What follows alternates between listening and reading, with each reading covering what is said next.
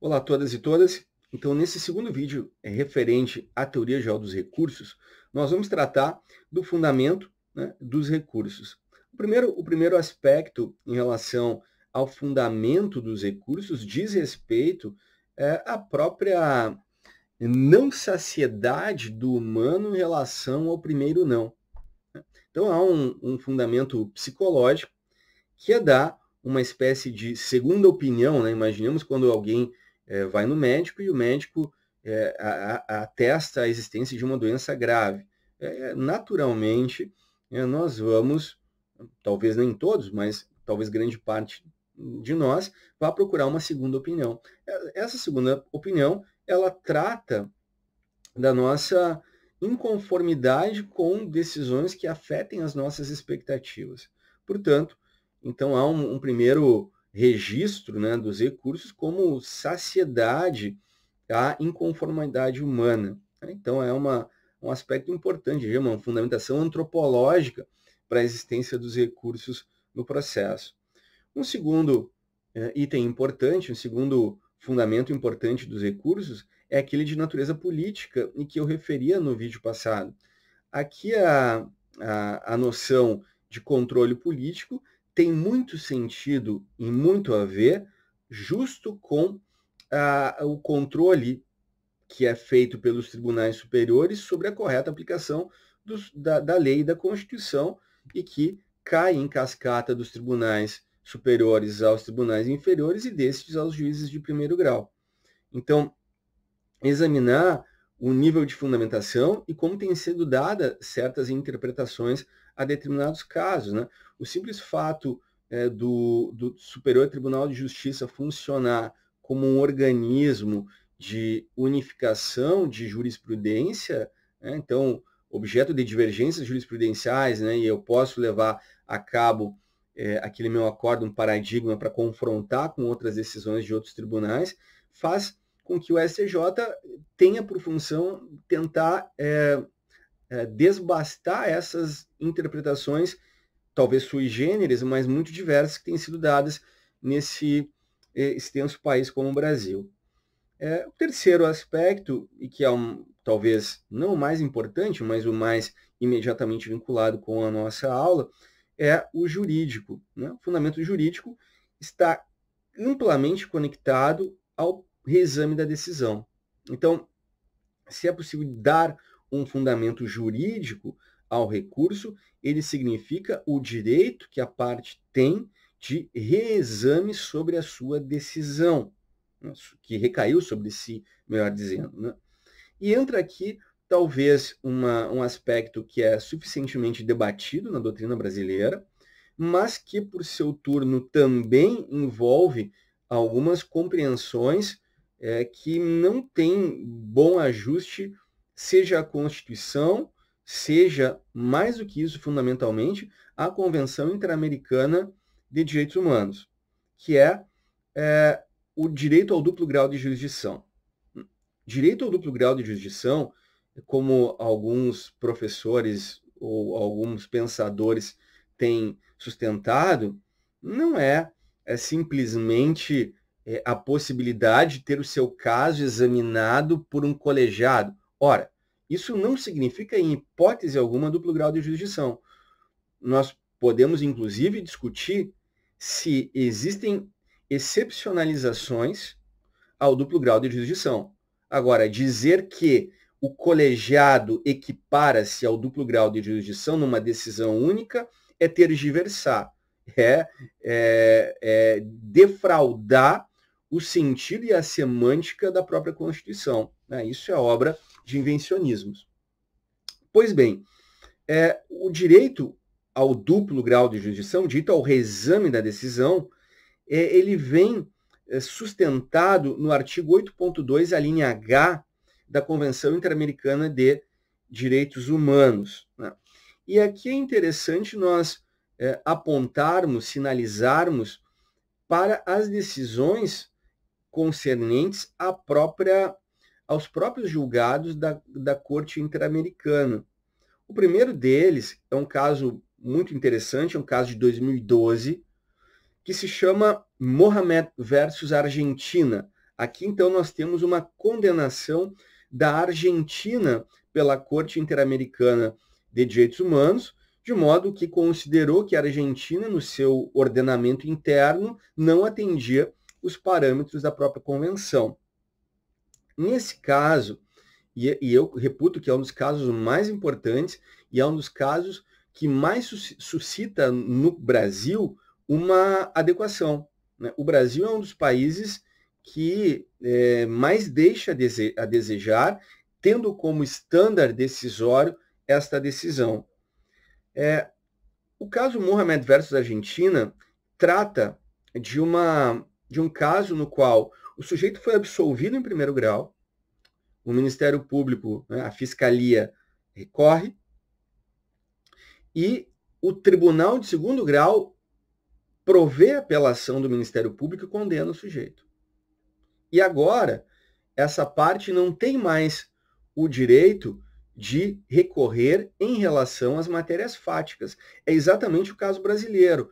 Se eu sou absolvido em primeiro grau e sou condenado em segundo grau, né, de uma decisão unânime, né, poderia ter embargos aqui, mas os embargos infringentes de nulidade, eles estão limitados ao objeto da divergência, né? Então, é possível também que, tampouco nos embargos, eu possa discutir matéria fática. Mas a regra geral é que, não havendo divergência, sendo unânime a decisão, eu tenho recurso especial extraordinário para discutir uma condenação. E o que a Suprema Corte Interamericana afirma é que, em caso, o réu no processo penal tem direito, sempre tem direito a recorrer em relação à matéria fática de uma condenação, independentemente do grau em que ela acontece. Esse é um elemento fundamental. É o direito que nós temos de ter a nossa condenação reexaminada em matéria fática. Duplo grau de jurisdição no processo penal não pode ser equiparado ao processo civil. Então, ele assume, no caso, o direito manifesto e expresso pela própria Convenção Interamericana, no artigo 8.2, linha H, de que nós podemos recorrer de decisões condenatórias e ela não pode se limitar a matérias normativas, devendo atingir também matérias de ordem fática. Então, esse é um dado fundamental e a própria Itália tem casos que a Corte de Cassação assim estabelece. Então, não é um caso isolado de um invencionismo. Aliás, não é invencionismo porque os parâmetros e estándares decisórios da Corte Interamericana de Direitos Humanos são quase sempre, antes de tudo mais, já definidos em casos primários no Tribunal Europeu de Direitos Humanos. Então, o caso brasileiro é um caso problemático porque em caso de condenação de alguém por um tribunal, nós vamos encontrar ali uma redução do espectro do direito de reexame dessa decisão do réu, que só tem agora como atacar matéria de ordem normativa e que nem sempre é fácil, ainda mais em razão dos critérios bem rigorosos que têm sido adotados para a subida, para a admissibilidade do recurso especial e extraordinário. Um segundo caso, também importante, que é o caso Barreto Leiva versus Venezuela, é um caso que já envolve o chamado foro por prerrogativa de função. Então, é o caso de uma corte superior que examina um particular que praticou um crime em conexão com o detentor de foro por prerrogativa de função. Mutatis mutandis é um caso similar ao caso Mensalão, que diz respeito também a particulares que foram acusados juntamente com parlamentares e que foram todos julgados pelo STF, né? Embora o STF hoje tenha revisto significativamente isto. O ponto fundamental é que aqui a Corte Interamericana ela afirma que não viola a convenção o fato do particular ser julgado por um tribunal superior. Não há problema nenhum. Não ofende a Convenção Interamericana. Então, não fosse a mudança de orientação do próprio STF, não haveria problema de ordem convencional em que um particular fosse julgado por um tribunal superior. Então, o foro por prerrogativa de função e as regras de conexão não ofendem a Convenção Interamericana. Tudo bem? Agora, há um segundo desdobramento do caso, que a Corte diz assim: a conexão que leva e que conduz o particular a um exame do seu caso em única instância, em uma instância superior, viola a Constituição quando não há previsão de recurso para esse sujeito. Então, retomamos de novo a questão do direito ao reexame. E esse direito ao reexame, pela Convenção Interamericana, não depende do tipo de decisão, seja ela oriunda de um juiz singular, seja ela proveniente de um órgão colegiado. Colegialidade ou o trabalho monocrático de um juiz não tem a ver, nada a ver com duplo grau de jurisdição, como alguns mais incautos têm sustentado. Aliás, é uma cegueira deliberada, para usar essa expressão da moda, em relação à Convenção Interamericana de Direitos Humanos. Bom, tomando esses dois casos, esses dois leading cases como parâmetros, nós vamos traçar, então, quais são os parâmetros que foram definidos pela Convenção Interamericana de Direitos Humanos para que tenhamos, então, o chamado direito ao recurso no processo penal. Primeiro, para que haja um efetivo duplo grau de jurisdição, direito a reexame do caso, é necessário que o ordenamento tenha previsão de uma decisão, de um recurso capaz de submeter este caso a um reexame integral da decisão. Portanto, se eu apenas tenho um recurso e esse recurso preveja apenas discussão de ordem normativa, como o caso de recurso especial extraordinário, não atende parâmetros de convencionalidade. Então, esse é o primeiro ponto. Demais disso, em caso de decisões condenatórias, há obrigatoriedade de revisão de matéria fática, independentemente de qual instância condene o sujeito. Segundo aspecto, segundo parâmetro tracejado pela Convenção Interamericana, a admissibilidade do recurso não pode estar sujeita a grandes requisitos e pressupostos de admissibilidade. Então, eu até posso ter a previsão legal ou constitucional de um determinado recurso que possa atacar aquela decisão, mas, ao mesmo tempo, os requisitos de admissibilidade desse recurso são muito difíceis de serem satisfeitos e, portanto, o nível de admissibilidade desses recursos é muito rarefeito, os tribunais barram a maioria. Isso não significa, para a Corte Interamericana, satisfação ao estándar definido pela Convenção Interamericana de Direitos Humanos da possibilidade concedida a todos de recorrer de uma decisão, especialmente aquelas condenatórias. Terceiro aspecto, terceiro parâmetro tracejado, a possibilidade de discussão em segundo grau de matéria fática. A restrição do recurso a parâmetros exclusivos de ordem normativa como único recurso cabível ofende a Convenção. Quarto e último, o recurso deve respeitar as garantias processuais penais mínimas. Então, são 4 balizas que foram tratadas pela Corte Interamericana de Direitos Humanos e que acabaram, portanto, por definir a jurisprudência e o conteúdo integrativo do que se conhece hoje por direito ao duplo grau de jurisdição. Tá? Algumas questões que ainda restam para nós tratarmos em relação a esse aspecto.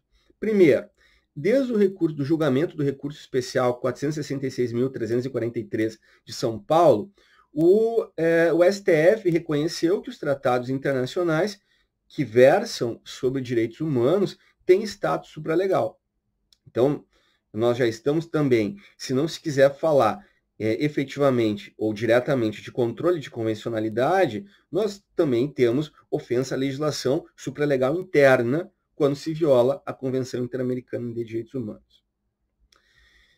As soluções realizadas, soluções postas por países europeus que procuram minimizar estes problemas. Esses problemas que são oriundos do conteúdo integrativo do duplo grau de jurisdição, né? Que é a questão do duplo grau fático ou da renovação da instrução, né? Primeiro, há uma postura adotada, por exemplo, por Portugal e Alemanha, em que o recurso de apelação ele também envolve a renovação dos meios de prova e a admissão de outros meios de prova que não foram objeto do primeiro grau. Então, a introdução de novos meios ou o novo debate sobre meios de prova, né, com imediatidade e oralidade no próprio tribunal, satisfazem a necessidade do duplo grau. Então, ao invés da previsão de um recurso que reveja uma condenação com matéria fática, esses dois países admitem que, em segundo grau de jurisdição, nós possamos ter produção probatória, e isso satisfaria o requisito de um recurso em que, mesmo havendo uma condenação, houve oportunização do debate probatório perante o tribunal. Isso tem sido dito que está ok perante o Tribunal Europeu de Direitos Humanos. Bom, melhor que o sistema brasileiro, notadamente é. A sentença número 167, que é de 2002, do Tribunal Constitucional Espanhol, informa a possibilidade e o direito do réu de produzir prova direta, como interrogatório, como oitiva de testemunhas, perante o segundo grau. Então, nós vamos encontrar ali também um sustentáculo importante para uma alternativa à previsão de mais um recurso que possa discutir matéria fática, né? Mas, das duas, uma. Ou bem, nós vamos ter a reprodução da matéria fática em segundo grau, ou bem, nós vamos ter o direito de um reexame fático sobre a matéria objeto do segundo grau. No caso brasileiro, o recurso ele é interpretado meramente como uma revisão de sentença. É uma concepção ultrapassada, uma concepção defasada do recurso como instrumento de efetivação de direitos fundamentais. Esse é um ponto talvez significativo e que envolve a necessidade de atualização da nossa perspectiva em relação àquilo que compõe de fato o conteúdo integrativo do duplo grau de jurisdição. Claro que, me parece, o problema fundamental aqui ele está centrado na competência originária dos tribunais. Se há alguma questão que, de fato, estabelece algum problema de sinonímia, um problema de equiparação e de ajuste entre a própria Constituição brasileira e também em relação à Convenção Interamericana de Direitos Humanos, é justo o depósito nas mãos da competência originária de tribunais de um único julgamento. E a sustentação que eu tenho reiteradamente aqui dito para vocês é de alguns autores que interpretam colegialidade como duplo grau, mas é uma torção semântica absurda. Não é. E a própria Convenção Interamericana não entende dessa maneira. Não entende dessa maneira de maneira fundamentada. Não entende dessa forma de maneira constituidamente fulcrada nos estándares que vêm também por inspiração do Tribunal Europeu de Direitos Humanos e também por aquilo que possa ser objeto semântico que integra a Convenção Interamericana. Uma última questão, falar-se em direito fundamental ao recurso, eu defendo essa ideia de que existe um direito fundamental ao recurso. Ora, se é direito fundamental, pertence às pessoas. Eu não tenho tempo de desenvolver aqui. E depois eu disponibilizo também o meu e-mail para tentar indicar a vocês mais algumas leituras complementares ou também vocês podem entrar em contato comigo pelo Facebook, Instagram, enfim, isso pouco importa, e-mail. o direito ao recurso é um direito das pessoas, né? As pessoas têm direitos fundamentais e não as instituições. Dar às instituições direitos fundamentais corresponde àquilo que um autor chamado Franz Hincklhammer chama de inversão dos direitos humanos, né? Quando as instituições passam a ter direitos humanos e não os direitos humanos, né, que ficam submetidos às instituições. Mas é preciso também aqui alinhar algumas questões. A primeira delas é que o direito fundamental ao recurso é um direito do réu e não da acusação. A acusação, sim, pode ter limitações recursais, como de fato tem já no Brasil, por exemplo, no caso de não admissão dos embargos infringentes de nulidade. Nós vamos ver países como os Estados Unidos que praticamente sepultam a possibilidade de uma apelação contra uma absolvição, né? A gente vai ver aí também alguns passos dados pelo STF nesse sentido, como, por exemplo, a vedação de apelação acusatória contra decisão do Tribunal do Júri, né? Mas, enfim, queria sacramentar que o direito fundamental ao recurso é um direito do réu e não da acusação, né? Finalizamos no terceiro bloco, então, daqui a pouquinho.